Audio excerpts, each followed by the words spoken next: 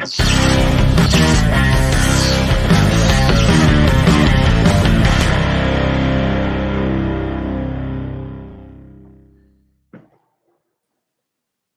everybody. Welcome to Cool Sports Guy. I'm Tom. Joining me today is Jarrett. How are you doing today?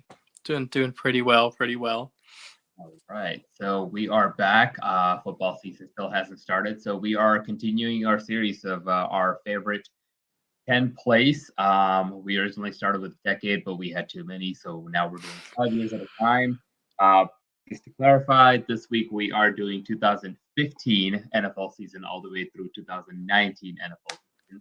I just want to clear Jared's name here. There was some miscommunication from my end last time when we were putting the slides together, and he accidentally had a 2015 play in there. That's on me. I apologize, but that mistake is not made because Jared clarified with me this time to make sure we did it all right. So yeah, you ready? You have your 10 picks? I do, yes. Clearly you do, because I helped put the slides together. Excited to say this time we only had one of the same play. So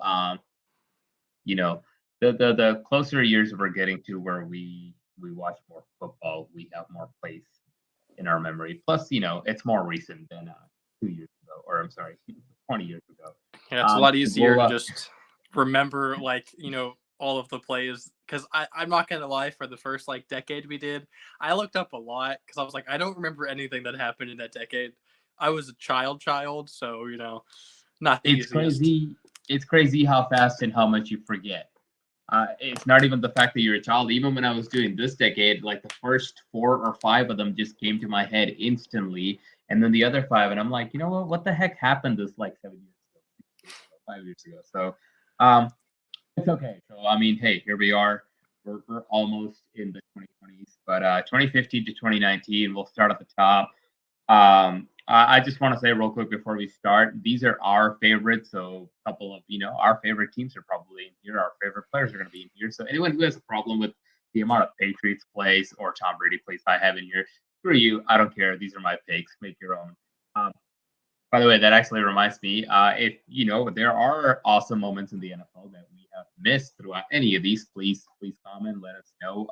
And if there's any other segment you would like for us to do, please let us know. But we'll jump right into it. I'm gonna put the slides on, and we're gonna start with your number 10 this time. You ready?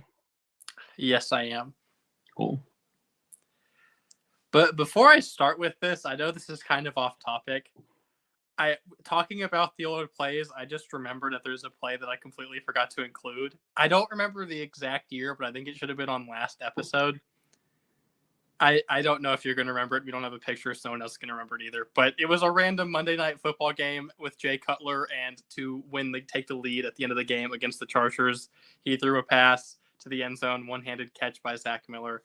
Just throwing that out there that should have been in my picks. We're past it, so I'm not going to stay on it. We're just throwing it out there. For my actual number 10 pick, if you don't know what this play is, this is the wild card game between the Tennessee Titans, Marcus Mariota, and the Kansas City Chiefs. I believe this was the year, a wild card game where Mr. Matt Nagy was the one's the play caller when they gave him that half the season to kind of be in charge of the offense, and their offense slowly went downhill, and the Bears management didn't realize that that's probably not a good idea to hire that man as your head coach. But this play in particular, I like to have goofy plays on my list, as you've noticed from the past few. This is actually the one where Marcus Mariota throws a touchdown pass technically to himself. It's towards the end of the game. The Titans are trying to make a comeback here, and they're right in the red zone. He throws a pass towards the middle to back of the end zone, and actually Darrelle Revis was on the Chiefs at this time, which a lot of people forget about. Darrelle Revis is the one who tipped the ball. He kind of smacked it directly back to Mariota, who caught it, sprinted, and dove into the corner of the end zone, and they ended up winning this game, actually. It's just kind of a goofy play. I've never seen I've seen it batted back to the quarterback and then just go to hell. They fall down, nothing happens from it, but he scored a touchdown, which I think was kind of impressive, and just a fun thing to look back on. I think the first time I ever saw a ball get batted back to the quarterback and the quarterback consistently took off and run with it for a couple of yards was actually Drew Brees. I don't remember what game it was. He's actually done it more than once too. So that's the funny thing about it. Marcus Mariota. New Falcons starting quarterback. But... Yeah. When was he last with the Titans? Oh. Because he's been with the Raiders for 2 years now, right? Maybe more than that. It was probably like, this was probably his last year. I think he was probably with the Titans the year after this. So probably like 2018-19 season, I think. Okay. And now he's a starter. Falcons management. So was Alex Smith still the quarterback then?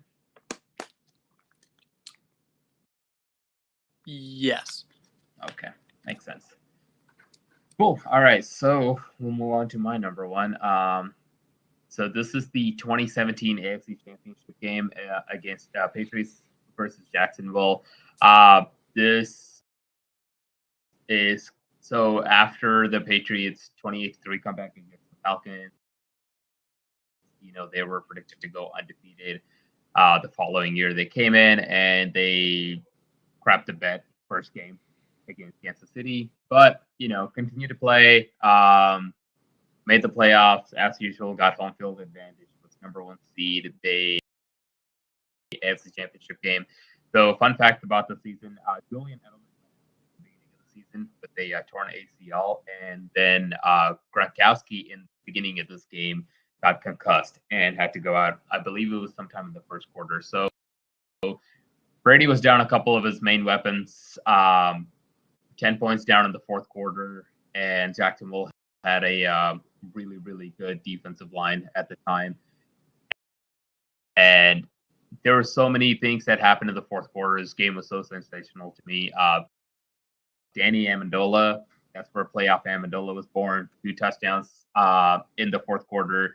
They also converted a 3rd and 18 to him. But all of it all together, Stephon Gilmore made one of the greatest defensive plays I've seen on a 4th down. This was when Patriots had taken the lead back. Just a few seconds left on the clock. They're trying to, the Jacksonville Jaguars are trying to go back and score a TD, or at least a field goal. And next thing you know, Blake Bortles actually throws a really good ball on a 4th down, and Stephon Gilmore, I wish I had a picture of it, but just comes up, you know, tips the ball. If that ball was thrown about 2 more inches higher, that it probably would have been a completed pass, and we're probably looking at a different story. So awesome defensive play there. It's probably the picture I should have found. I actually did look for it. It was a hard thing to find. So that's a great play. So, but yeah, that's my number 9. And again, you're gonna see a couple of Patriots related stuff here. I'm sorry. I will throw out there, this year was like one of my favorite like playoff like series, or just overall the playoffs as a whole was fantastic. The last 4 quarterbacks remaining was Tom Brady, which that's a reasonable one. But then it was Blake Bortles, Case Keenum, and Nick Foles. Yep. At the time, if someone told you that Tom Brady was not going to be the one who won the Super Bowl out of that would anybody believe you? Nope. No, it was. I mean, by the time, even when they were about to play Jacksonville, and I saw the remaining teams, because the week before in the divisional round, Saints got taken out by the Vikings. So you're sitting there, you're like, man, there's the Vikings, the Eagles, who does not have Carson Wentz anymore. There's the Jacksonville Jaguars and the Patriots, and I'm like, okay, Patriots are winning the Super Bowl. Like, there's no, this is easy wins coming up, and boy, it was not. So we'll move on to your next one. I believe it's number 9, which is the drafting of Mr. Roquan Smith. I sadly don't have a Roquan Smith jersey, so like I can't use that. But Roquan is one of the biggest like parts of our team, has been since he got drafted in the 2018 season. Roquan, I think I've gotten flamed for this a lot on Twitter. I have said that I think Roquan has potential to be the best linebacker in Bears history, and people think that's the dumbest idea of all time. Uh, Again, the Bears have had some great linebackers in our history, so I get that it's not just like going to be an easy thing. But Roquan, like if you watch him, I think he's the most underrated linebacker in the league.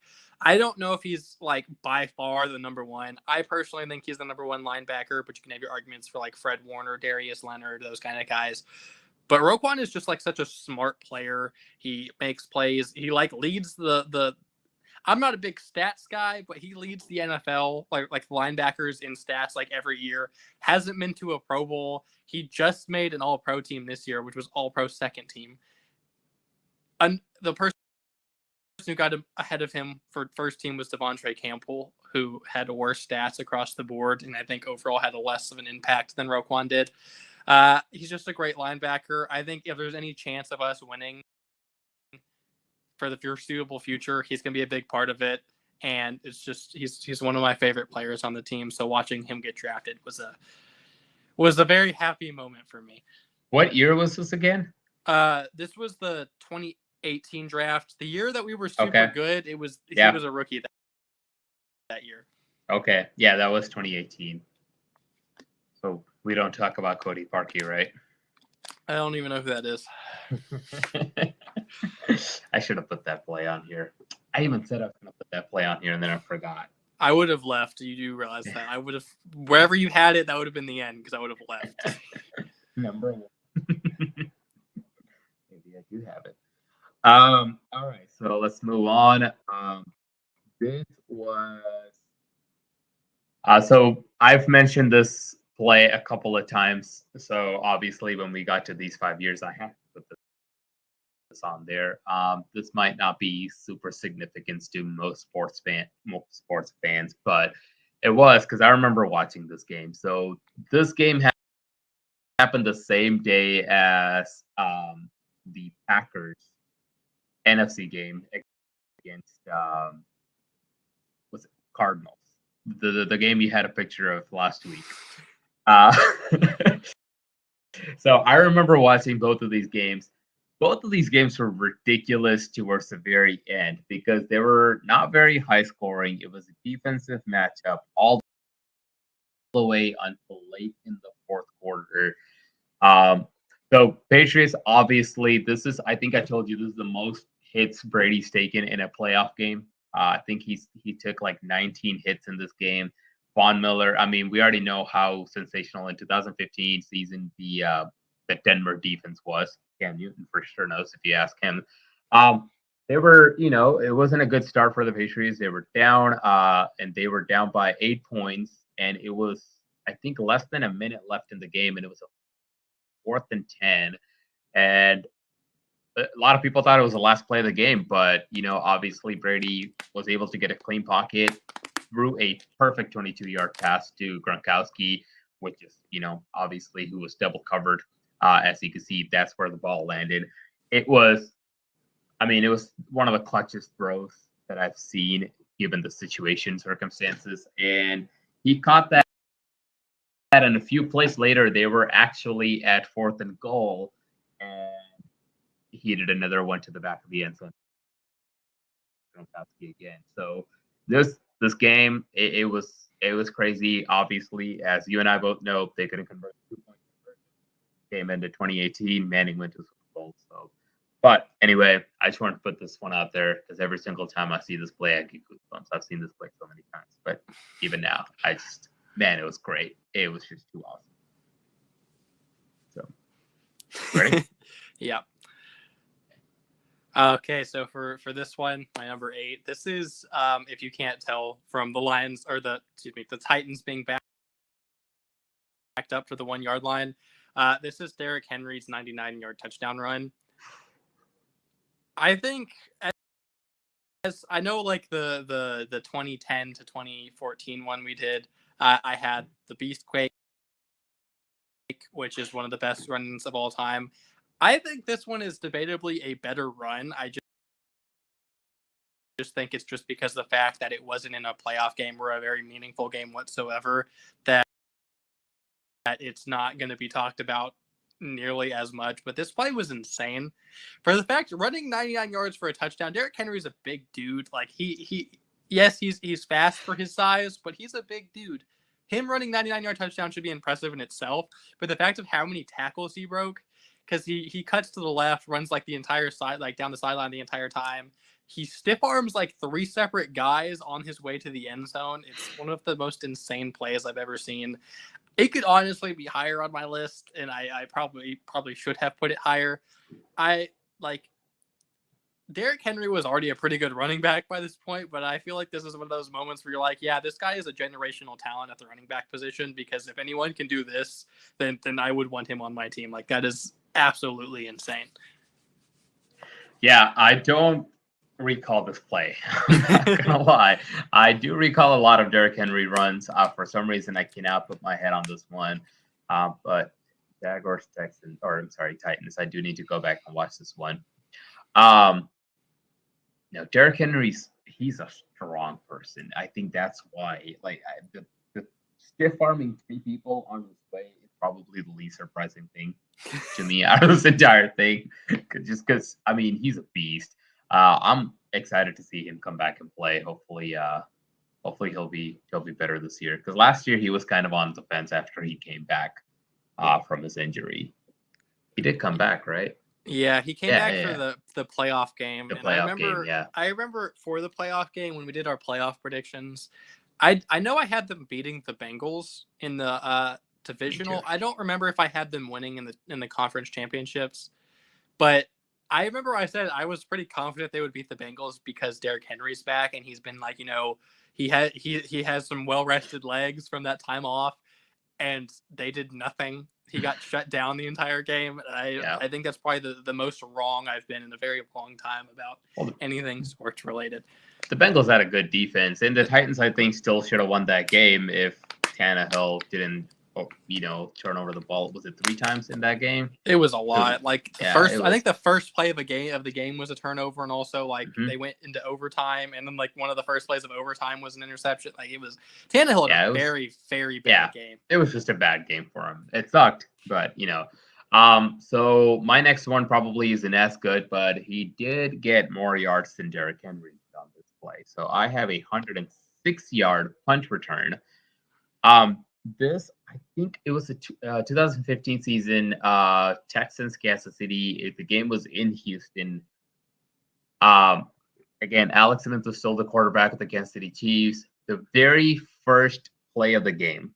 So Texans was kicking off, and this is Davis, ran 106 yards all the way back to the house. That was the first play, opening kickoff. And that set the tone for the entire game, because do you remember what the score of this game was? I don't even remember this game at all. 30-0. okay. It was 30-0. That was the score of this game. It turned into desperation mode, followed by a joke at one point. I understand the fans wanted to see JJ Watt come out there and play, but there were plays where JJ Watt came out as a quarterback and tried to run the ball. But yes, this game ended 30-0. Kansas City fully blew them out. I think the next week was a divisional round where the Patriots beat Kansas City. Kansas City was actually really good this year, but it was a pathetic game to watch. See, the only Texans Chiefs playoffs game I can recall is the one where it was Deshaun Watson was the quarterback of the Texans, and they had the huge 24-point lead. Yeah, that's the only one I recall. I don't remember this game at all. Now that you say the score, I think I kind of recall it in a sort, but I do not remember any play from this game whatsoever. I think only Texans fan took the Texans seriously that year. Because 2015, every team in our division just sucked. That's pretty much the reason why we won the division. We played in wildcard round, but we played at home. And then, don't get me wrong, I didn't think Kansas City was good enough to beat the Texans that bad that year, man. But that was just a butt whooping. But yes, this game started off with a 106-yard touchdown return, and it ended 30-0. Those are the 2 main facts you got to remember about this one. we'll move on to your next. Alrighty. As I know you're not like a technical like Patriots fan, but as a Brady fan, I remember this. I'm sure you saw this, the Miami Miracle. Oh, I remember Gronk tripping. I don't know if he tripped or just unathletically dived at Kenyon Drake, but I think this was like week 17, back when week 17 was the last week of the season. The Patriots, obviously were locked into a playoff spot. I don't think the Dolphins were even close to a playoff spot, I don't believe. I don't think so either. So I think this was kind of like a meaningless thing here, but it's a fun play nonetheless. There was actually an interview with Kenyon Drake, the guy who scored the touchdown. I saw it not that long ago where they were talking about it, which they had practiced this play. Like at the end of practice, they did this every single practice the entire season, just because like a hypothetical thing. And what was supposed to happen was like the quarterback threw it to Kenny Stills, and Kenny Stills was supposed to run until he got tackled and then pitch it back to Kenyon Drake. But what had actually happened is he caught it and then immediately threw it to Kenyon Drake. So he caught the ball and then just kind of took off with it and cut up to the sideline. It was obviously not what they were supposed to be doing, but it worked in the end. He runs up the sideline, one man to beat, and that one man is Rob Gronkowski playing safety. Gronk is, in my opinion, the greatest tight end of all time. Defensive-wise, Gronk should not be on the field at all. Not his thing. Not very fast. I think I don't think this was one of those like they probably because listen, at this point, even Miami fans they're leaving the stadium. Nobody has hope. I think it was 5 seconds or something like that left on the clock, or 12 or whatever it was. They basically had one play left, and they still had a long way to go. And you're just thinking, okay, like this is it. Like whoever put Gronk out in the backfield did not think forward to say, you know what, we might need this person to make a tackle in the end zone. So bad thinking on their part. I remember watching this game because I was just like, man, like literally, they just went and scored a touchdown. Go ahead, too. I mean, I don't think it really like meant all that much in the grand scheme of things, but it was not. It was a fun play. I think probably what the thing was why they put Gronk back at like a deep safety position is maybe they were expecting a Hail Mary, and in that situation, maybe I'd want Gronk on the field. But that's fair. Yeah, but like it turned out horribly. Like if you put any other normal safety there, I think that the Dolphins lose this game because you just got to push them out. Like the clock had hit 0, so it doesn't matter. Like whatever you do. The thing here was just because Gronk was slow. Like not taking anything against him. He's a talented player, but he's not a very fast guy. He fell like this dude. If you go back and watch this play, like you said, whether it was a bad athletic play, whether it was because he was stripping, whatever the case was, but like he had no idea where he was stepping. He just fell. Well, see, my thing was I always like when watching this, from my point of view, what it looks like is he tried diving and just doesn't know how to dive and like just moved like a foot. That was like that reminds me of Brady diving after he threw the interception to Robert Alford in the Super Bowl. It was like the most pathetic jump you ever see in your life. I mean, he moved like a half a yard and then 66-yard pick six. But yeah, this was. I remember watching this play because I'm pretty sure I didn't watch the entire game. I remember watching towards the very end, fourth quarter. Patriots were down. They went back. They scored a touchdown, I believe, to get in front. And then this play happened, and you're just like, what just happened? Like I thought the game was over, but whatever. Ready for the next one? Yeah. Okay, so another AFC Championship game. Again, don't get too angry, all right?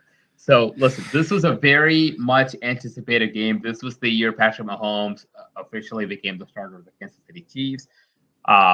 This was his 5,000-yard, 50-touchdown season. He was the MVP of the league. They had the number 1 seed. And then, of course, at the time, that's when the whole idea started, hey, it's GOAT versus baby GOAT. And obviously, this is the first time in, I think they said 6 years, that Tom Brady was an underdog in a game. They were a 6-point underdog going into the game. And I remember watching the week before, it was a divisional round against the Chargers. Patriots beat the Chargers. And when they asked Brady about it, he said, "Well, a lot of people think we suck, but we'll see. We'll see what happens next week." And right when I saw that, I was like, "Okay, we're gonna have a good game next week." Patriots came out firing. They had a good lead. I want to say by the end of the first quarter, but obviously Mahomes made a comeback. There were 4 lead changes in the fourth quarter alone. That I think is saying something about how much they went back and forth. 31-31, game went to overtime. I think everybody knew, hey, whoever gets this ball in overtime, it's going to win this game. And of course, as you know, the Patriots got the ball in overtime. But I do want to point out that overtime drive was so phenomenal. There was a 3rd and 9, a 3rd and 10, and a 3rd and 10. All were converted. 2 to Edelman, 1 to Gronkowski. Yeah, there was so much emotions in this game. Once again, people who haven't seen it or was rooting for one team or the other in this game probably won't like it as much as me. But I mean, me who was sitting there just rooting, just watching this teams go back and forth in all the lead changes, it was just awesome. See, but this is also the game where the Chiefs, I think it was in overtime. They were like basically right next to getting a stop, and it was Dee Ford, I think, the Chiefs defensive lineman jumped off sides. That was before. That was in the fourth quarter. Yeah, that was in the fourth quarter. Yeah, the ball, and that was I was very surprised Gronk didn't catch that ball because it was just a quick throw. Gronk just took 2 steps, turned around, and jumped up, and it hit both of his hands, and it bounced up. He never held onto the ball, and yeah, it got picked off. But yeah, Dee Ford was lined up offsides. Craziest thing to me about Dee Ford lining up offsides in that game was actually a few years later in the Bucs Chiefs Super Bowl. There was a field goal from the Bucs towards the end of the towards the end of the second quarter, and Kansas City made a stop. 3 points on the board for the Bucs. That's fine. Next thing you know, there was a lineman lined up offsides, and obviously Bucs, got an automatic first down. They went back and they scored a touchdown right before the second quarter ended. And you would think, hey, line up your guys, coach him to line up appropriately because this has bitten you in the butt once against the same quarterback at that. So, I don't know. I feel like that one's a lot less meaningful just for the fact that that Super Bowl with the Bucs and the Chiefs, it was not close at all. Like that was the Bucs from the first snap. Yeah, that was the first. That was actually the very first Super Bowl ever that the I want to say Patriots, but obviously this time it was the Bucs. But that was the first time ever a Brady-led offense in a Super Bowl scored a touchdown in the first quarter ever. So that's something. Yeah, you ready? Yeah. And this, speaking on the whole Bortles, Brady, Foles, and Keenum thing, yeah, Brady was not the quarterback to win. It was actually Nick Foles, the soon-to-be Chicago Bear, which I think was bizarre for the fact, like, Nick Foles, if you don't remember, when he first became a starter in the league, way back when, he was actually a very good quarterback. Like, he had, stats-wise, at the very least, was amazing. Like, he went a season with, 30-plus touchdowns, and I want to say he only had, 2 picks or something. Like, it was something bizarre. Didn't he play for Andy Reid? Oh, it might have been Andy Reid right before he got fired. Because he went 11-5, I believe. Nick Foles was really good. I think it was with Andy Reid, and then he left the Eagles. Like when Reid got fired, they traded him. Because I remember there was the year where he was super good. Like he did not turn the ball over. He was super efficient. He was I don't want to say he was a Pro Bowler, like that's a big deal, but he was a Pro Bowler. I think he was like the MVP of like the Pro Bowl game or whatever. But he was a super solid quarterback, and he looked like have like a very bright future. I know he was like 4th round pick out of Arizona, I believe. But he was a good quarterback, and then I think he had one like kind of off year, and then he got traded to the Rams, and I believe it was in the Sam Bradford trade. It was like Foles in a first for Bradford or something like that. And he was on the Rams, and he never kind of like bounced back. He kind of went on a slow decline. Nothing ever came of it. And then, he finds his way back. I think he went to Kansas City and was a backup with Andy Reid, and then went back to the Eagles to be a backup, and was under Carson Wentz, which this was the year Carson Wentz was insane. He was like in the MVP race, like looked like he was probably going to win MVP. And then he, I don't remember if he like broke his leg or tore his ACL. It was one of the two. He had a very severe leg injury towards the end of the season. And so he ended up not getting the MVP. Nick Foles comes in for the playoffs, and probably one of the greatest Cinderella runs of all time. A backup quarterback goes on to not only win a Super Bowl, but to beat the GOAT in the Super Bowl against Tom Brady. And it wasn't like a defensive matchup. Like, it wasn't like two defenses stopping. It was a shootout. Nick Foles, like, the Patriots have always had a pretty good defense. Like, Bill Belichick does that. But Foles, like, picked apart this defense. Fun fact about the Super Bowl, nobody punted. I didn't know that. Nobody punted in the Super Bowl. So they either kicked field goals, went for it on fourth down, or there was that one drive where Nick Foles got, intercepted and Brady got fumbled. But but yeah, fun fact about the Super Bowl, nobody punted. Yes, when you say he ripped apart that defense, apart from one bad play, which he was under pressure, he threw it, and it was kind of a 50-50 ball, so it wasn't necessarily Nick Foles' fault. But aside from that play, I mean, he played great. Third down conversion was awesome. And I mean, he was just, it was one of those games where typically when you go down, you would think, man, like especially when it was the Patriots with the combination of Belichick and Brady's like, hey, Belichick's defense will get you the stops. Brady will go score. Except in this case, like, Belichick's defense kind of gonna struggle to make a stop in the fourth quarter. Yeah, he played great. Which this year, I know, like, the Eagles' defense was like highly respected as one of the best defenses in the league. And then, like we've said, the Patriots always have a good defense with Belichick. And for the fact that it was just such a shootout, I don't remember the final score, but it was a lot of points versus a lot of points. Like, it was 33-41. Yeah, that's a lot of points for it, with two teams with good defenses. And then, like, Nick Foles had such a good game. He had multiple touchdown passes, and he even had like a receiving touchdown on the Philly special. Yeah. I know you big Tom Brady guy. I was kind of a Tom Brady hater at this moment, so I was going for the Eagles, and that game was just super fun to watch. Listen, I will give credit where credit is due. I have plays from this game on there, so I mean, again, Eagles played awesome.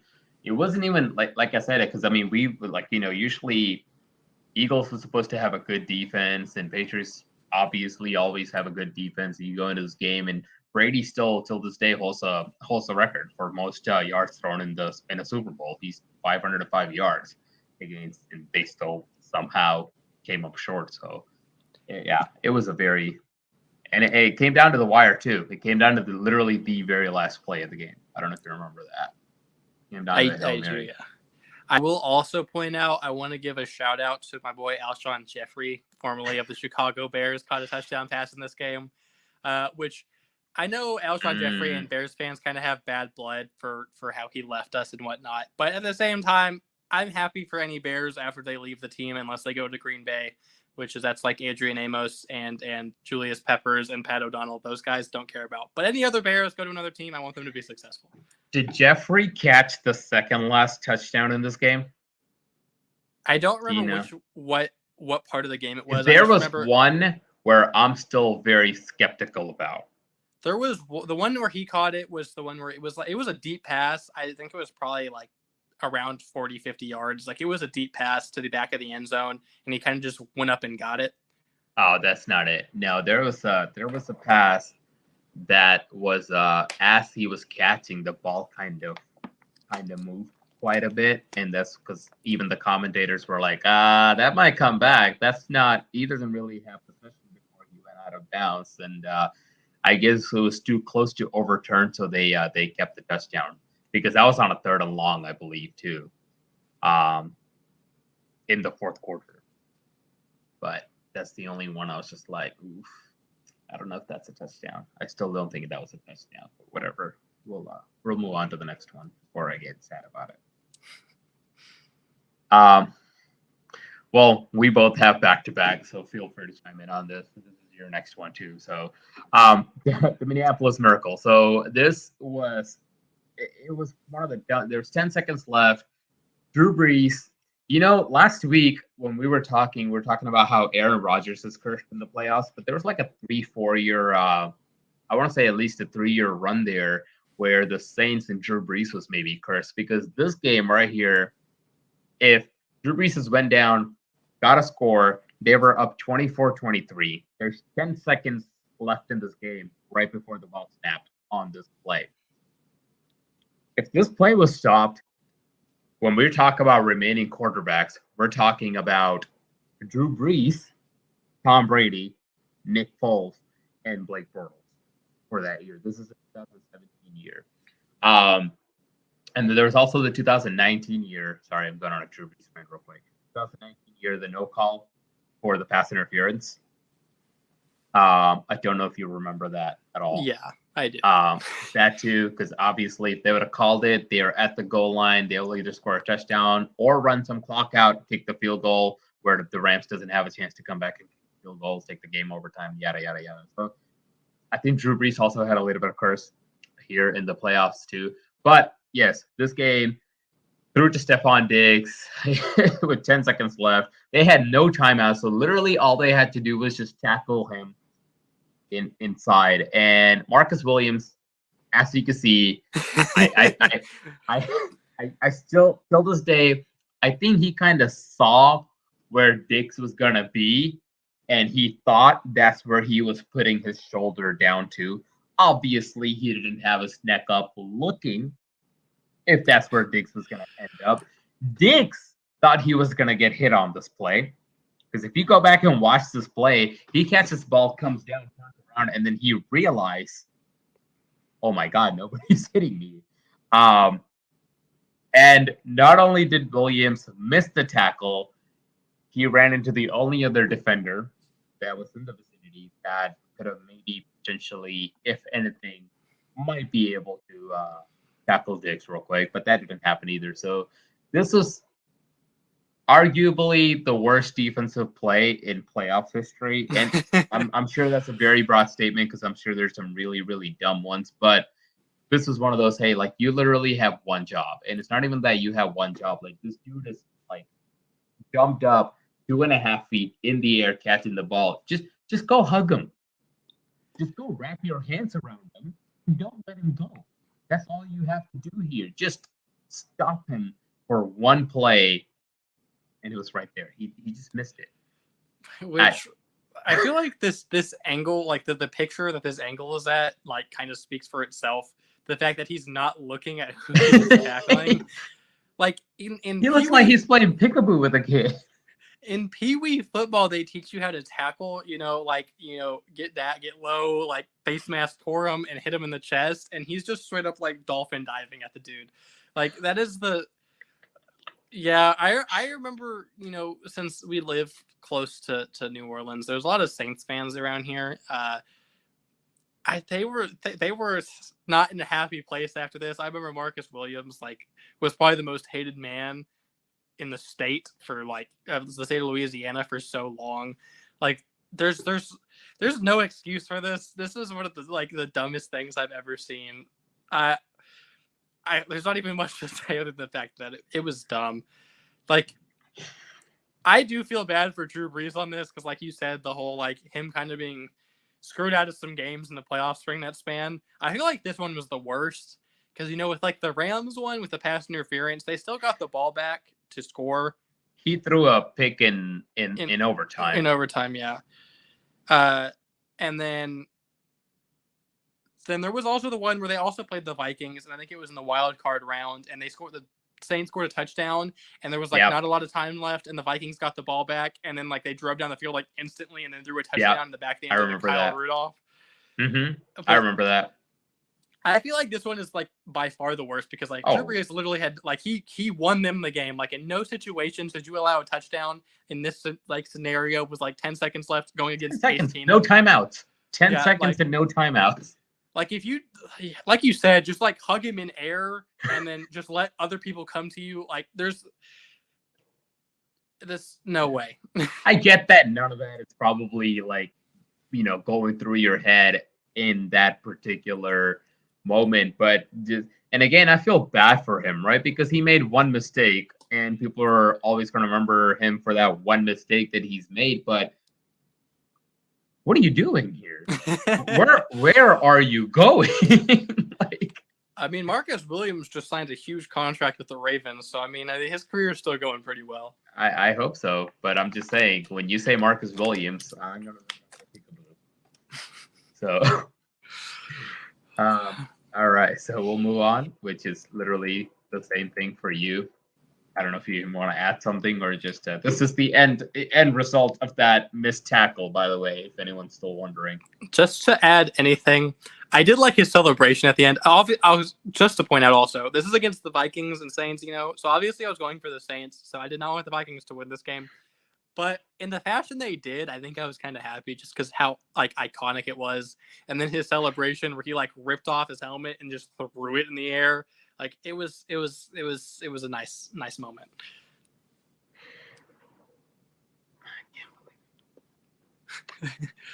Okay, so I said I'll give credit where credit is due. This was a big one. This is a huge one. Brady fumbles, right? So there's 2 minutes and 10 seconds left in the game.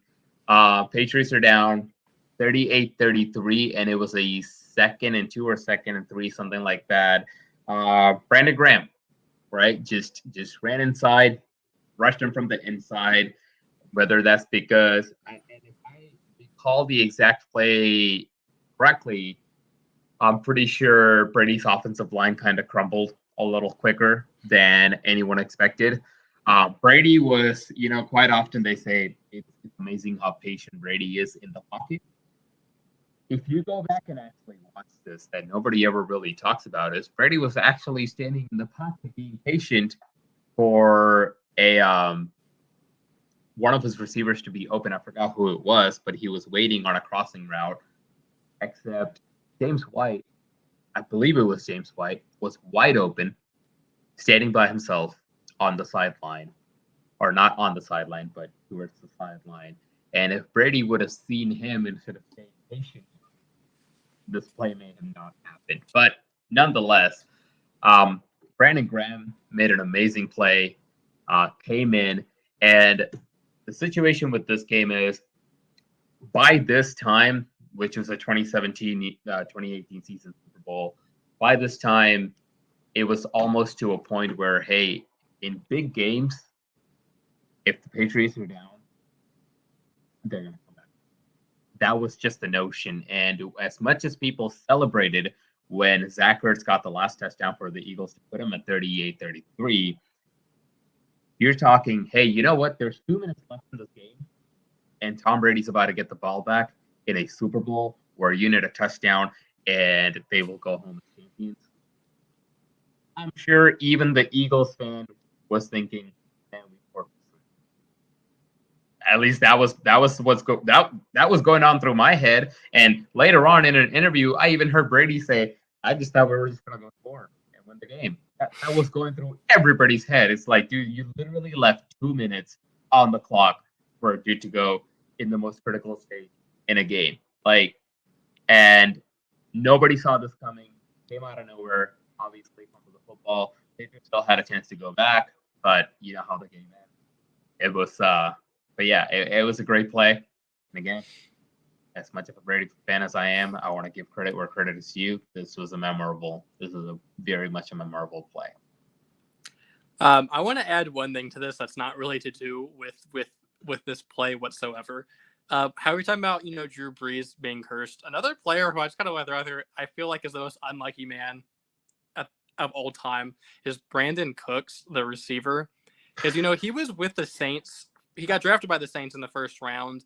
And then, they weren't a bad team, but they weren't winning anything when he was there. Then he gets traded to the Patriots. I think he was only on the Patriots for 2 years. And no, I don't know if he made a second year. Was it only 1 year? I think this year was it. I was so pissed at him in this game. I'm sorry. I'll let you continue. Well, what I was gonna say is, he made it to the Patriots. I know he was on them for at least this year, and they go to the Super Bowl. They lose the Super Bowl. He gets traded to the Rams, who immediately go to the Super Bowl and lose in the Super Bowl, and then he gets traded to the Texans, and basically the rest of his career is gonna be wasted away on that Texans roster. I want to say that that was the thing with the running back. Oh my God, LeGarrette Blount. He was with the Patriots in 2016, went to the Super Bowl, won, and then he went to the Eagles the following year, went to the Super Bowl against the Patriots, and won. Another player actually did that too, Chris Long. Chris Long, that's right. That's right. One of my favorite players, Kyle Long's brother, so that's the only reason I know that. That's fair. Yeah. Brandon Cooks, I was so annoyed with him in the beginning of this game. There was a 3rd and 6, I think, and they were in the red zone, and he tried. Man, I got so pissed because the dude tried to do so much. He was 1 yard away from a first down. He just got to dive for the first down, but he thought, you know what? No, I want to take it to the house. He tried to hurtle over his defender. I forgot who was defending him. I don't know if you remember this play. And literally, the defender just caught him midair and just threw him back down, which made the Patriots in a 4th and 1 situation, which, by the way, led to a missed field goal. Yeah, I remember this because I was so pissed. I actually watched this game at my friend's house, and we were dying laughing at that play because he literally just jumped up and teabagged the guy in the face just to get tackled. It was dude, that's I think that was the biggest thing. Right when I saw that play happen, and I was just like, trade this guy. As great of a receiver as he was, I'm like, you have to understand the situation. You have one person in front of you. You have the first down literally a couple of feet away from you. Just dive for it. What are you? Yeah, it really frustrated me. And then, of course, a few plays later, I think it was the next drive that he got concussed and got out of the game. Yeah, he went out of the game. Yeah, that play itself, I remember watching this game. It was, I think I was out somewhere at a bar, but I remember them saying that the 3 times the Patriots won the coin toss in the Super Bowl, or the 2 times they won the coin toss in the Super Bowl, they lost because both times it was against the Giants. And then Patriots won the coin toss in this game. So right when that coin toss hit and the Patriots won the coin toss, I was just like, oh no. Yeah, I don't believe in that kind of stuff. But well, there's a weird stat. They had talked about it this year's Super Bowl. The last I don't know how much it was a big number. It was almost 10 Super Bowl champions lost the coin flip at the beginning. If you win the coin flip, you lose the Super Bowl. That's just kind of how it is. Really? Huh. Well, there you go. That explains it. But yeah. But yes, this fumble till this day, I mean, just an amazing play. I remember Brady even he even knew how much it cost him. He got hit and he just sat on the floor. He was just sitting there. He's just like, great. But we'll move on to the next one. A lot of time on this one. We're not gonna finish in that hour. We're at 50 minutes. I don't even know what number we're on, but we have hope. Now that I put this here, you're going to talk about this for 12 minutes. But this is the Julian Edelman catch in the Super Bowl towards the end. I don't know. I think this is the 2016. Yeah. Thought so. Yeah. No, I was going for the Falcons. At this point in time, I was a Tom Brady hater. But this play, I feel like this should be talked about more. This is like on par with like the helmet catch, like maybe even better. Like It's better than the helmet catch. This is insane. Like based off this picture, you can tell. Like I thought this was an incomplete pass. Everyone in the stadium thought this was a complete pass. Everyone watching at home thought this was an incomplete pass. This was literally like a centimeter off of the ground when Edelman cupped his hands underneath it. Like it was. This might be one of the greatest catch, if not the greatest catch I've ever seen on TV, especially in the big game of the Super Bowl. Like, if he's like half a second slower, that's an incomplete pass, and they probably lose that game. But like that, not only is he like diving to catch this, like I think at the time he was like getting basically tackled by like 3 guys. Like Julian Edelman, I think, is like one of those players. I know there was a debate if he should be a Hall of Famer or not, just based on how well he performs in the Super Bowl, because him in the Super Bowl is insane. It's like he's clutch. Unmatchable. He's so clutch. Okay, so sorry, I'll let you finish. No, I'm good. You go ahead. Oh, okay. So I want to say a few things. Right? One, there's a couple of thoughts on this game, but it's gonna come up for me later. So I wanna just say just my Edelman piece real quick. First of all, Brady has never lost a Super Bowl where Edelman played. He's lost Super Bowls twice where Gronkowski was in it without Edelman. When Edelman's playing, he's winning the game. That's like my number one. If Gronk is clearly Brady's favorite target. I love everything about Gronk and Brady's really connection on the field. They're amazing together. But if you're gonna tell me, hey, it's a Super Bowl game, who do you want, Edelman or Gronk?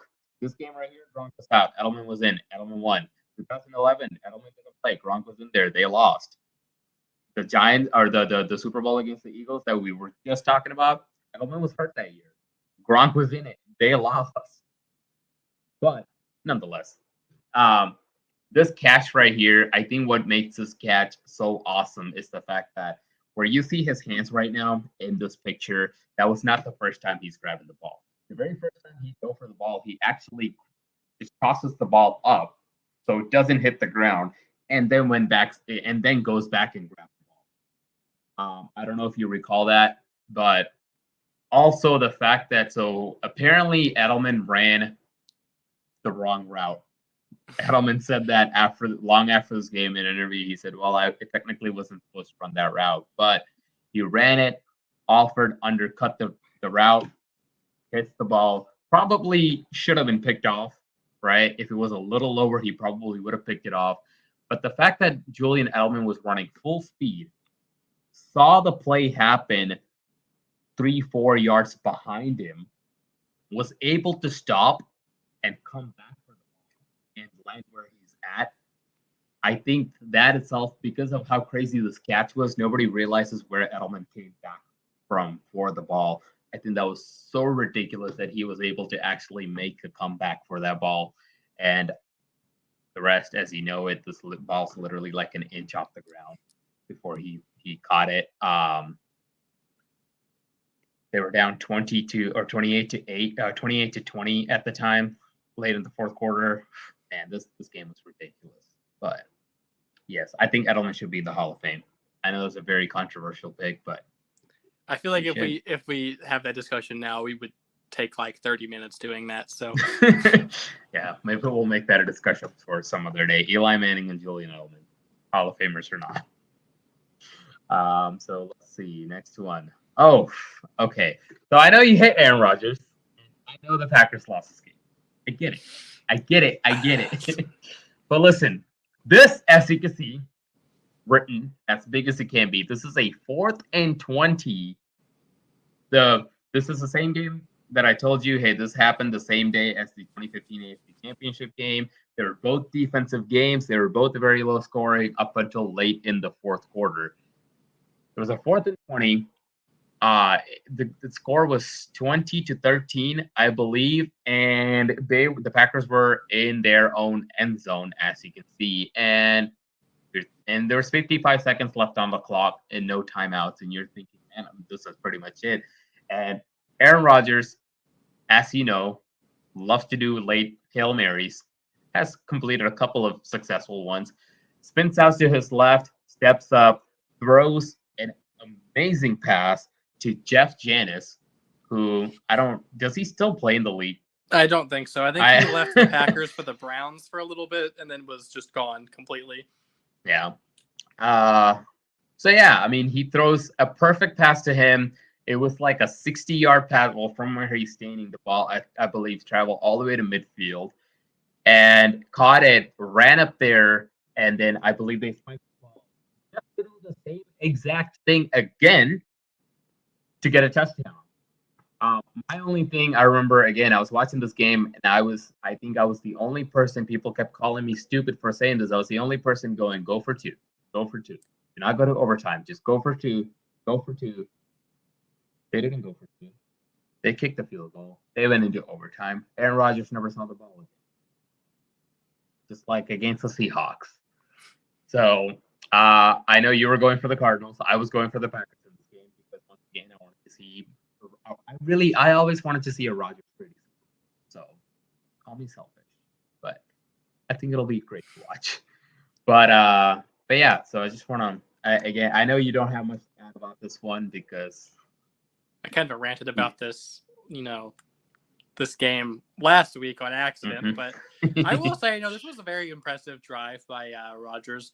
I will say Jeff Janis played well too, but like Rodgers, I don't know. Like we say he's cursed, but maybe if he just threw Hail Marys all game, they'd be fine. Because him and Hail Marys is like for some reason the most unstoppable thing in football history.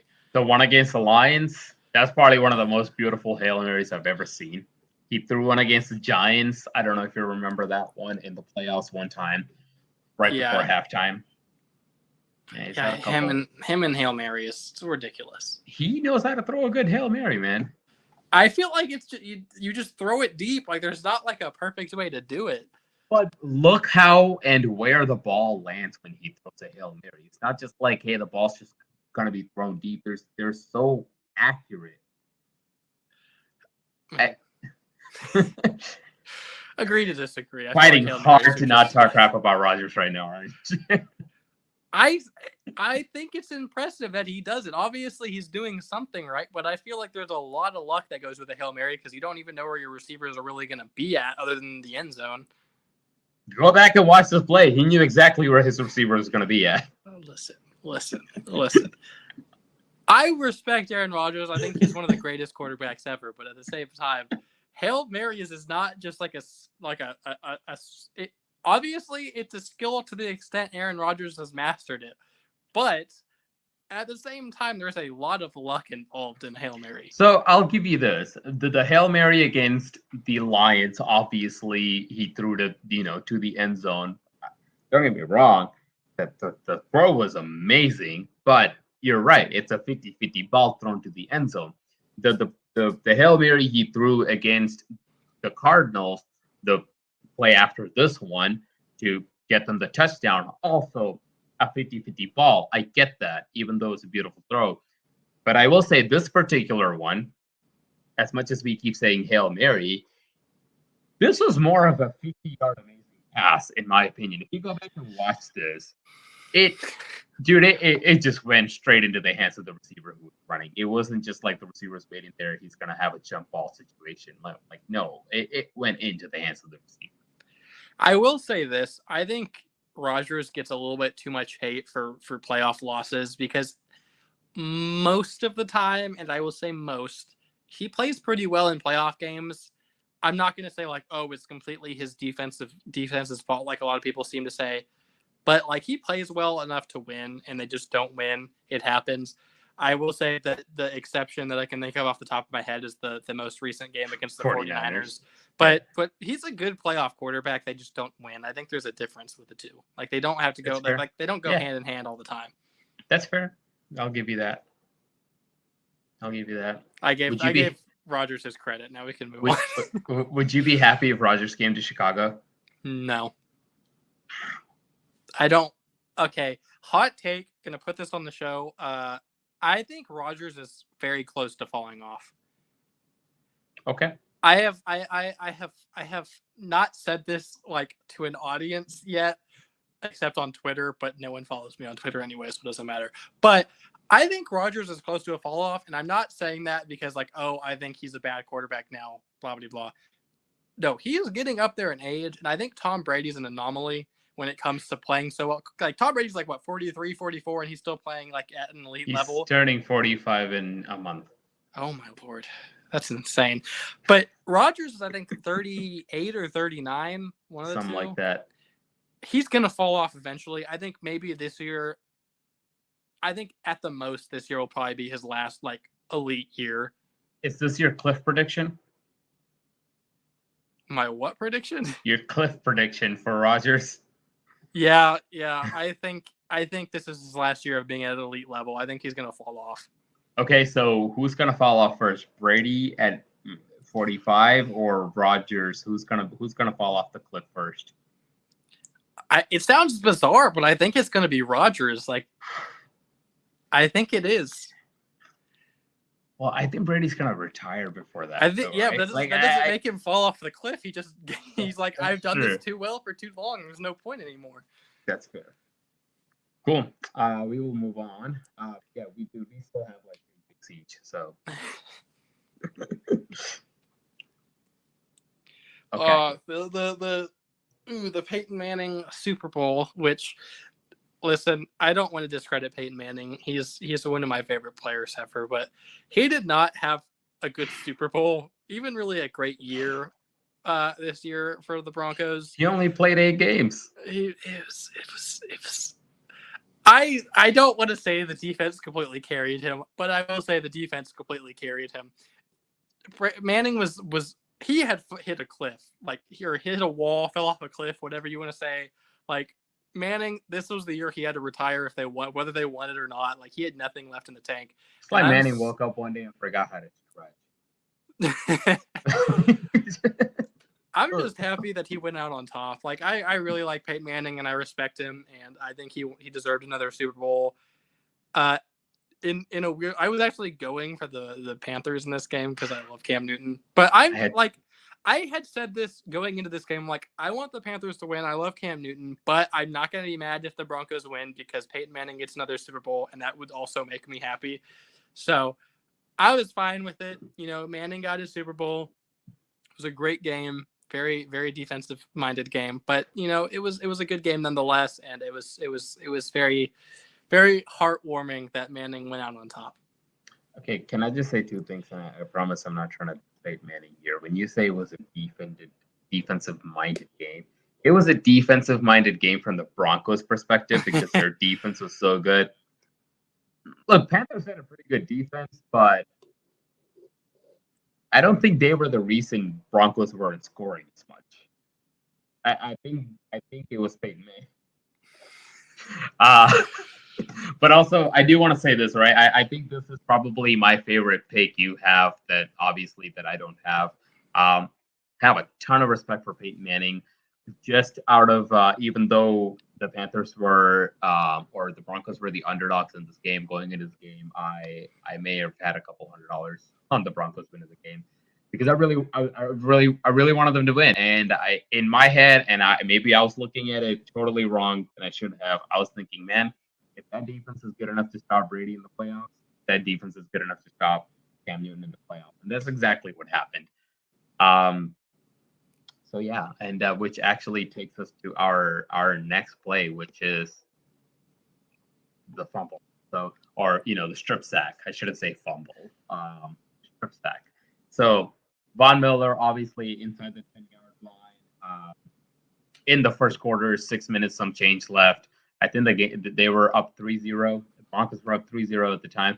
Peyton Manning throwing down the field and got the field goal, right? And just want to clarify, first drive of the game, throwing right down the field, got the field goal, and then so it was game was still wide open. I think this play in particular set the tone for the rest of the game. It's that simple. I mean, he just came around the corner, hit Cam Newton, strip sacked it, and I forgot who I wrote down who recovered it. Nobody ever talks about that. I think Malik Jackson recovered it in the end zone.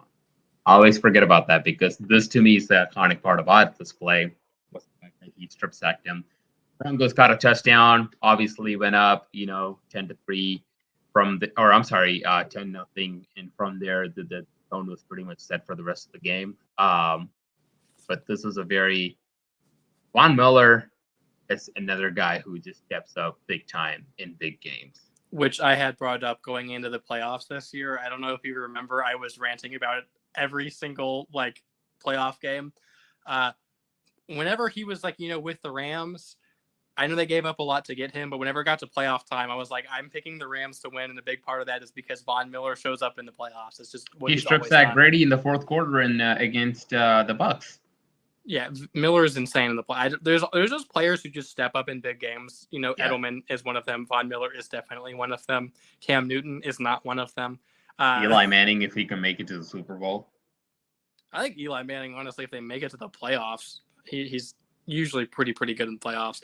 I think when Eli Manning makes it to the playoffs, he just takes off his helmet and jersey, hands it to Peyton, and say, "Hey, do me a favor, pretend to be me." I will say one thing though about this game that kind of made me sad.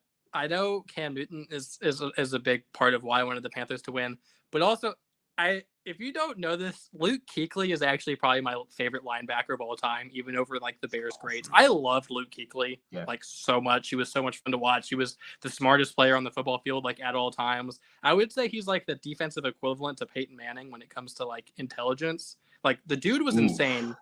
He called out plays like every single play that happened. You think Luke Kuechly, from a defensive player perspective, is smarter than Ed Reed? I think so. Okay. I think it's hard to. I mean, I'm not saying it's like a mile difference, but I think Luke Kuechly, it's hard to say anyone's smarter than he was. His career was so short, and it really saddened me when he retired early because I think he'll still go down as one of the best linebackers in the league. I think as we speak currently, he is one of the best linebackers. I think he's for sure the best linebacker the Panthers have ever seen. He's probably the best linebacker of the decade. There's some other names you could definitely throw in there like Wagner and stuff, but like I think he definitely is probably, I would say, the best of the decade, and I think he could still go down as all-time great even though he didn't play long enough. But I love Luke Kuechly. I just wanted to throw that out there. Fair enough. Still lost, unfortunately. Them players retiring early. I loved Andrew Luck too, and Andrew Luck looked bad though. Like he got sacked more than like anybody else by a huge I know. margin. No. I'm not blaming.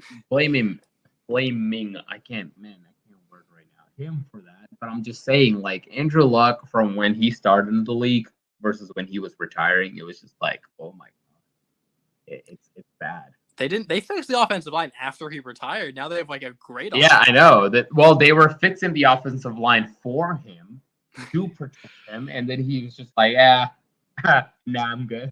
Well, he had like a ton of concussions and injuries and stuff. Like his body was worn down because he literally was like the most sacked quarterback in the league like every year by a lot. Like Andrew Luck is probably the only guy that I feel worse for than Peyton Manning with the Indianapolis Colts. I mean, they're like, hey, remember how Peyton used to get a clutch kick with the Colts? Let's kick Andrew Luck but more. Well, Andrew Luck's thing saddened me because I don't know if you remember, I don't know why he was at the stadium, but there was like, I think there was like, it was maybe like a preseason game or something, but he was at the stadium whenever he announced he was retiring. And there's like a video of him jogging off like after he announced it, and the entire stadium is booing him.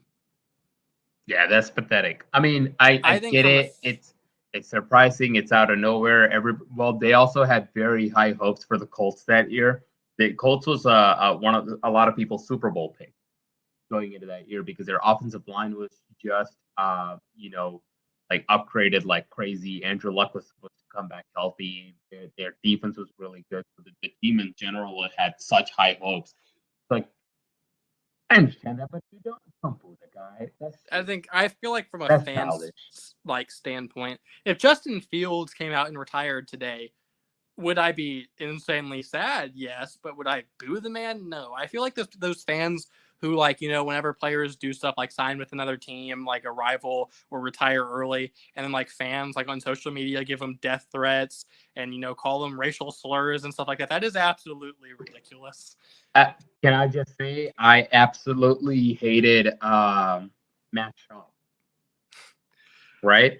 The man turned the ball over. It was almost like he was colorblind and couldn't tell which jersey was color at one point. Seriously, like, I mean, how many interceptions I think he was about to break some sort of record before he got benched halfway through the season. But there were reports of people actually going in front of his house and throwing stones towards him. Yeah, like that's ridiculous. Like that. What? Come on. I feel like fans don't think about the fact that no one's going to want to play for your team if you do stuff like that. No one's going to want to play for your team. No, and the amount of pressure that these players are under, and when you say, okay, you're a professional quarterback, you should know better. Well, you know what? Every single person that he's playing against is also a professional player. They know better as well. That's why this league is hard. It's tough and it's rough, and that's why an average NFL player's career, a quarterback's career, is 3 years. Did you know that? I think the entire the career of an NFL player is 3 years. It's less than that. Is it? Yeah, I'm pretty sure if a QB's career is 3 years, I think a player's is less than that, because the amount of guys that barely make it to the league, and even once they make it, they're either backups or then they just end up being cut, doesn't get re-signed somewhere. People go out due to injuries. Like, I mean, dude, hundreds of players. I mean, you have to cut down to a 53-man roster for each team, and out of those 53, how many players can you name on any team? Even your Bears, besides your starters, how many people can you name? I can name most of the Bears roster, but I'm also insane. Okay, you're insane. Other teams' rosters, I can name like the starters, and that's it.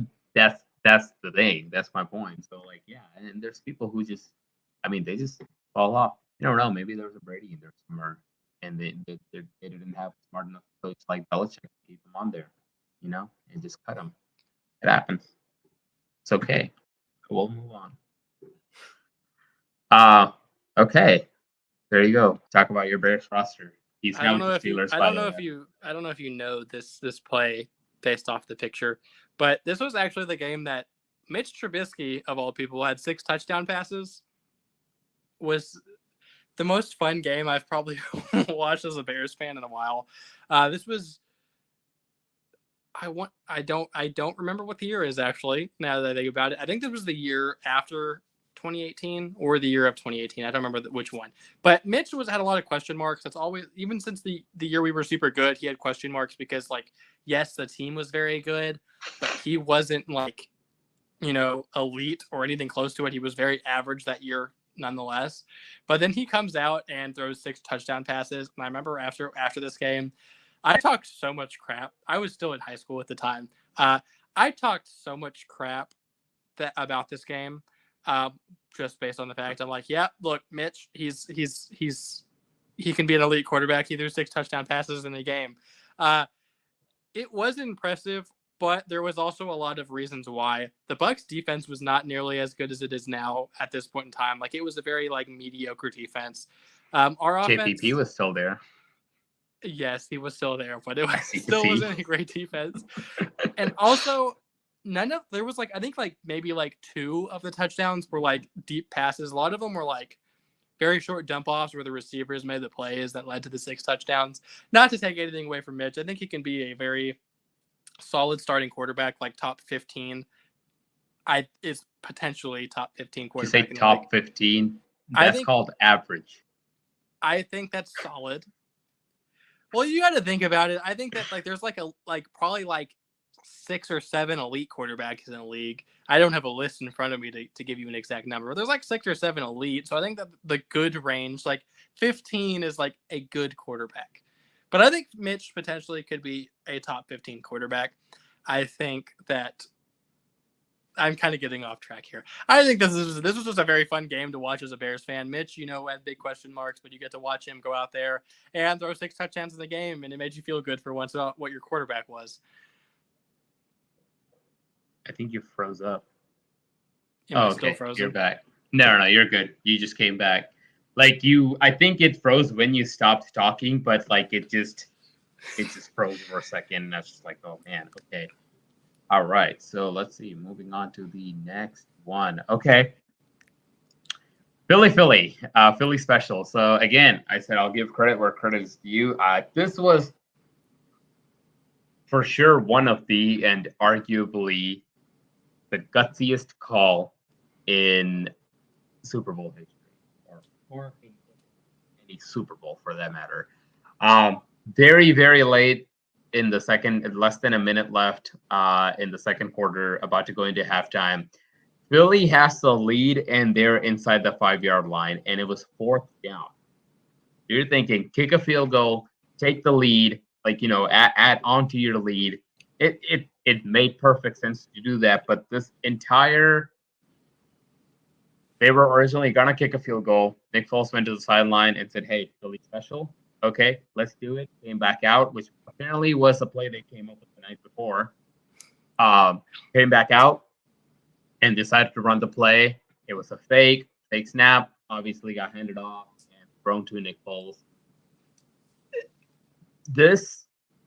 If this play didn't happen, they may not have won the game. Obviously, a lot of things had happened for them to win the game. This is one of the plays had to happen. If this would have ended up being a bad pass, incomplete pass, or if Patriots actually, figured out what they were trying to do, because let's face it, critical stage of the game, and they're trying to do a trick play, it probably would have turned around a lot of things. But nonetheless, play worked great. He was wide open. The closest defender to him were the three guys that you're seeing running towards him when the ball's like a foot away from his hand. And yeah, they added on to their lead, but by 7 points rather than 3 more points. A quick question: do you know who threw the touchdown pass? I don't remember. I think I should have remembered when I put this together, but I don't remember who threw it. It was actually tight end Trey Burton, who okay. After this year signed with the Chicago Bears. That's the only reason I know that. He was actually, okay. I think he was a quarterback in college or high school. I mean, I feel like most athletes can at least throw a football, but he had played quarterback previously, so he was. It was a little bit easier for him, I guess. But I know that because Trey Burton would become a Chicago Bear, and Nick Foles would also become a Chicago Bear. So fair enough. They did nothing with their Bears career, but I just think it's a fun fact. I take wins where I can get them. That's fair. Well, man, I hope your Chicago Bears do well this year, so we can talk a lot about it. I hope they do well at any point in my lifetime, so I don't die a loser. Jeez. Okay. You're not a loser, buddy. We'll talk more after the podcast. We'll move on to your next one.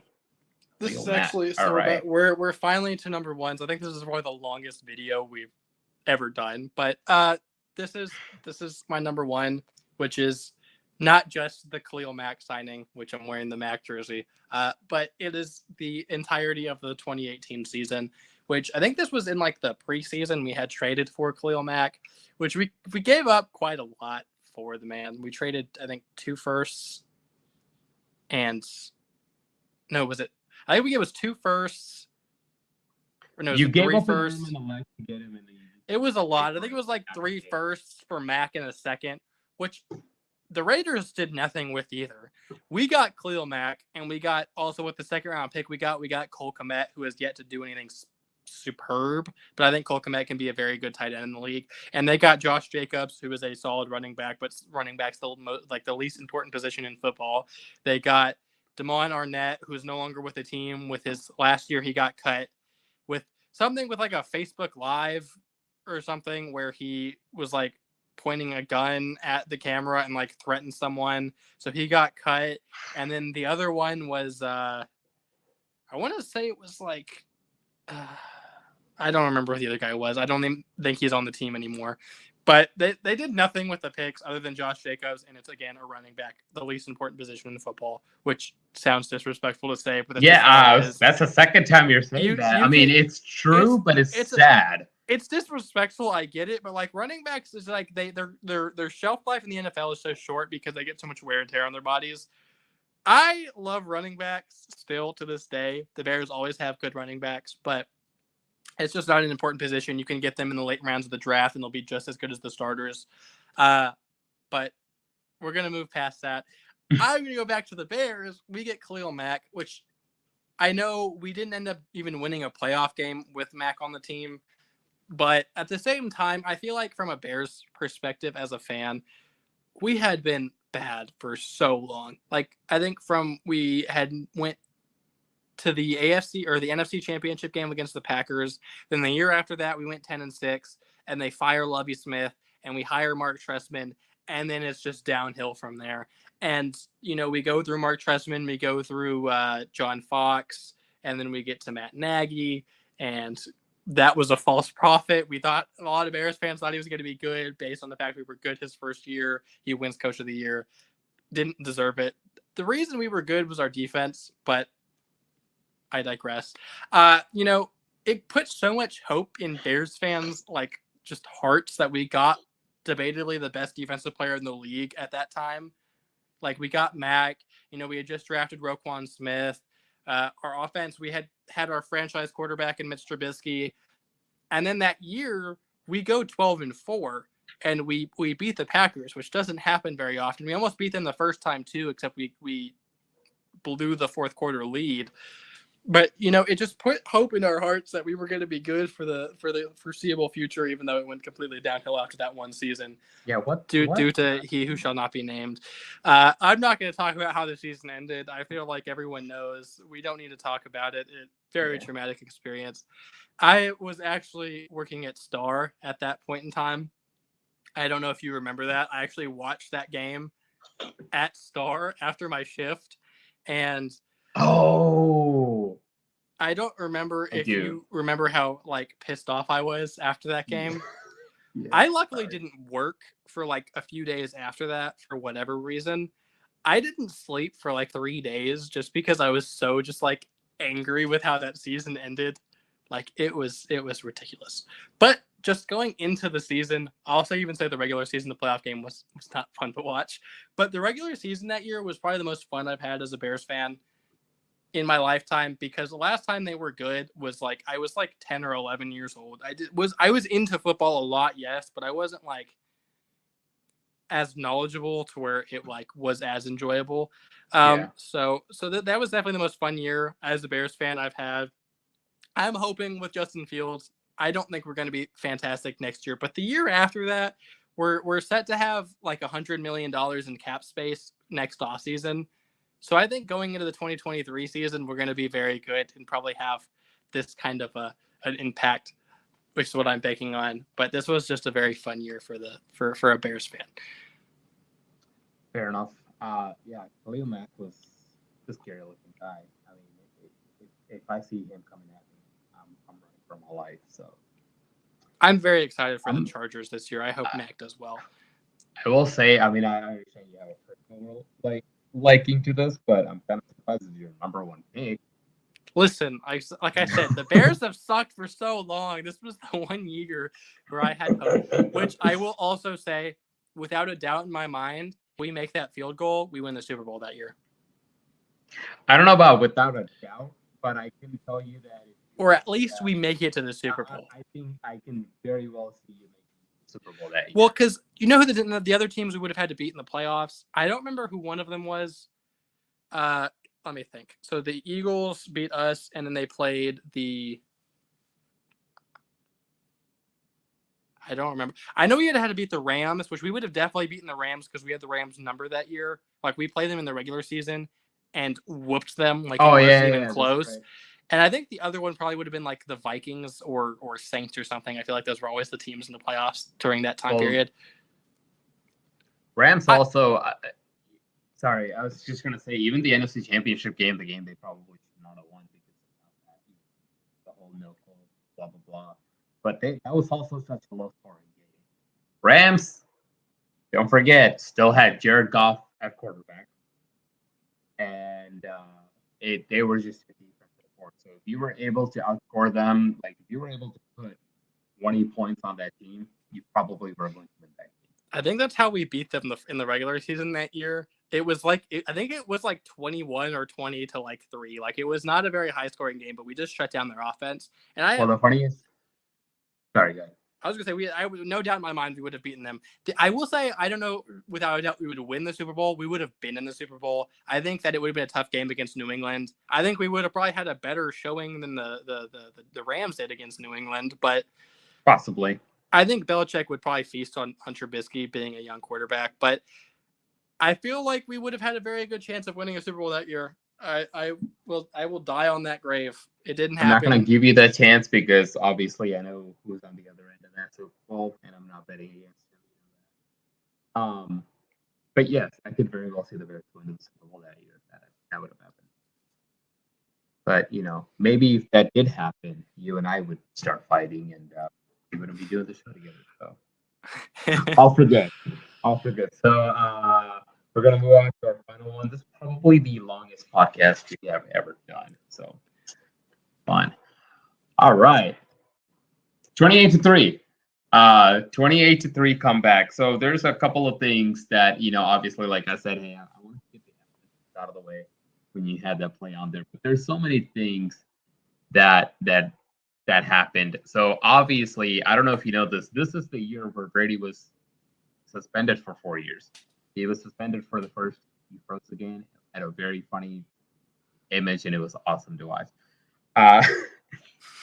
Brady was suspended for 4 games at the very beginning of the season. So obviously, it was between Jimmy Garoppolo and Kobe Brissett.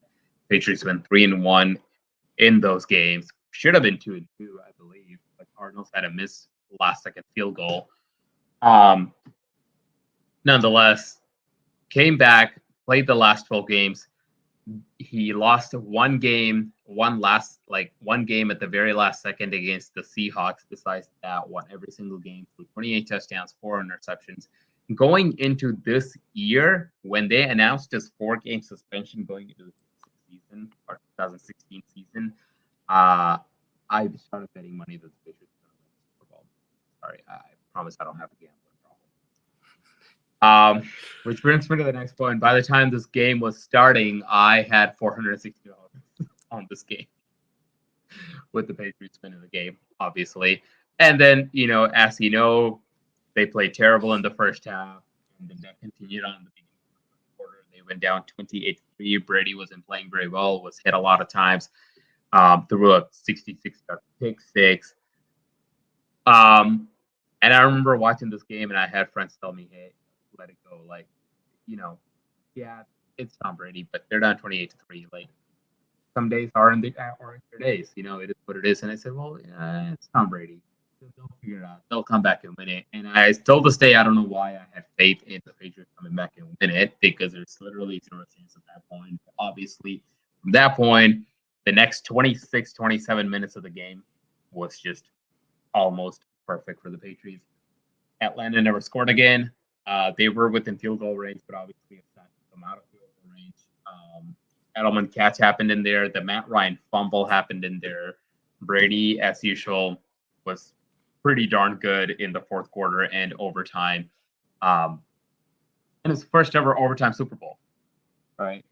Defense stepped up like crazy. When that 2 times that I felt the most hope in the Patriots in this game was when the fumble happened. When Matt Ryan got the strip sack and he fumbled the football, and the Patriots got it back, and they showed Tom Brady's face, and he was, going crazy on the sideline.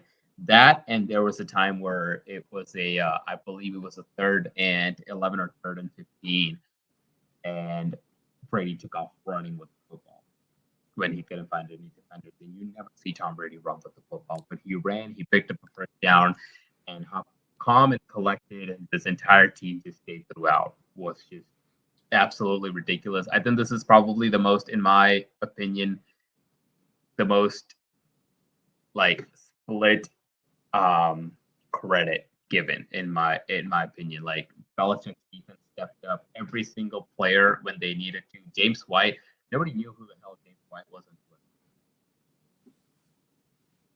had the most points in that Super Bowl. So I can go on and on about this. I'm just gonna stop. I mean, this is by far the longest video we've ever done. I don't know how that affects the technical sides of everything. We'll figure it out. But yeah, no, that was just a great game. Like, I know we've kind of talked about a few of the plays in the game. The 28-3 thing was insane. I don't know if I would say it's the best Super Bowl ever, but I think it's pretty close, just based on the fact that that's the greatest comeback in sports history, without a doubt in my mind. Oh, 100%. I mean, a lot of people will compare it to, like in basketball, the Cavs came back from 3-1. I feel like this is more impressive. People may disagree with me on this. I think it's more impressive to come back from 28-3 in one game because some people have off games. That's just what happens. Right. Well, they did that in one game. They came back from losing like that to winning. In basketball, yeah, you're down 3-1, but it's not like you had three, like it was all different games to come back from. It wasn't just like all in the span of one game. Like you could have had a bad game and then came back from it type of thing. Like not your day, go home, take a shower, go to sleep, like try it again 2 days from now. Yeah. And I understand coming back 3-1 is a huge deal. It's only been done once now, right? Yeah, in the finals at least. Yeah, in the finals. But listen, I mean, the 28-3 comeback it's the most ridiculous because you're not, like you said, it's not like, hey, you're having a bad day, bad game, come back tomorrow and look to fight another day. Like, no, like, hey, this is how bad we're playing. Everything you worked for in the season might crumble in the next 20, 30 minutes. Like, gotta turn it around on the next play. And they started to, and it was awesome to watch. Look at Terry Bradshaw. But that's all of our slides. So we're gonna hello, welcome back.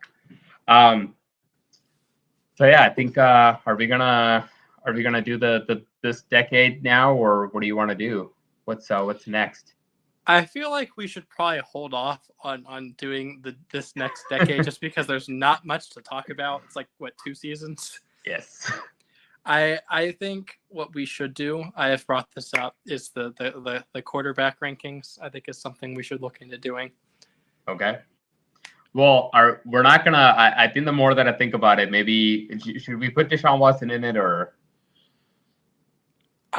By the way, when you send me your thing, it said honorable mention.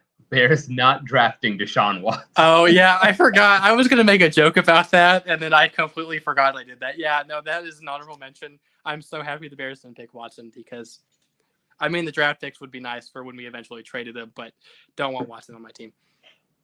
That's fair. But yeah, we can include. I think we should include Watson, I guess. Okay. Just because I feel like it would add more controversy for where I have him ranked than it would Jacoby Brissett. Same. Because controversy equals clicks. Talk about clicks. Please subscribe to our YouTube channel. If you haven't checked us out on our website, coolsportsguy.com, our Twitter, our Instagram, and our Facebook. As you can see, the links are right here, and we're on YouTube as well. But again, thank you so much for joining us today. Do you have anything else to add before I shut this longest podcast ever down? I feel bad for whoever has to upload this one. No, I have nothing else to add. It was a fun episode. I didn't feel like it felt like it was that long, but it was. But we're an hour and a half. All right. Well, guys, thank you so much for joining again. Jared, I'll see you next time. Have a good one. Bye.